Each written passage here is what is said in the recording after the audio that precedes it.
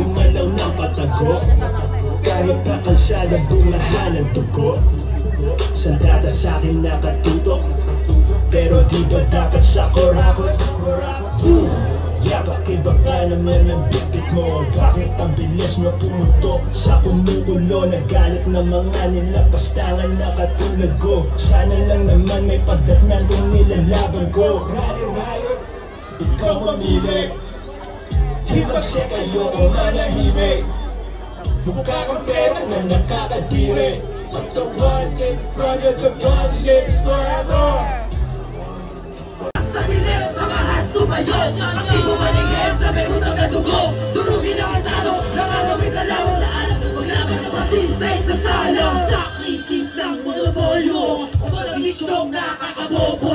Mga tarantado, agawa sa todo. Tapos tayo yung dali na todo. Wala naman siyang kapayag. Mamamayan ay papalang. Magtakas-tas ng bahayag. Nakakalang at mababalang pa.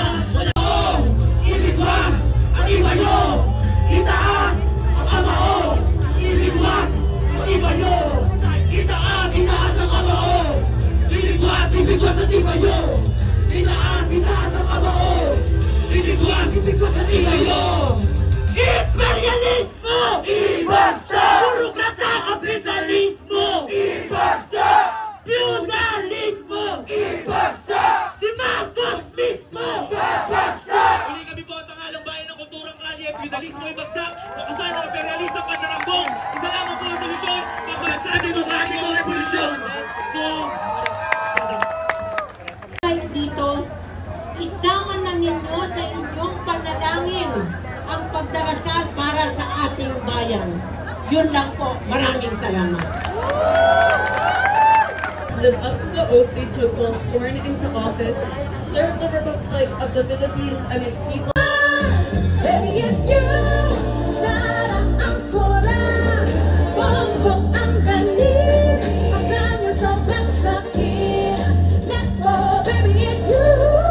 You're the one that's so kailan ba masusukod? Tama na, make everything stop. Rock it back, we put it up on top.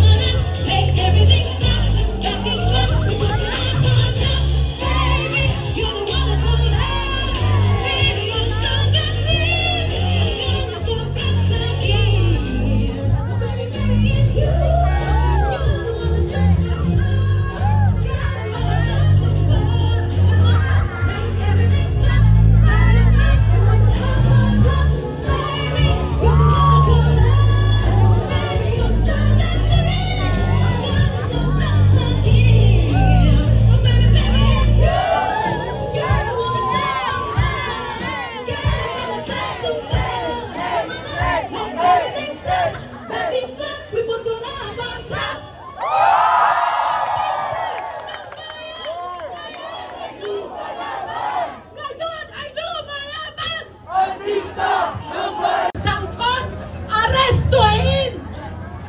Pero, ang dami nagtatanong, ano ang mangyayari pag nawala na yung presidente at vice-presidente? Malinaw po, sa pamamagitan ng ating lakas, ang bulok at korap na sistema na ating wawakasan, papalitan ng programa ng gobyerno ng taong bayan. Ang makabayan ko.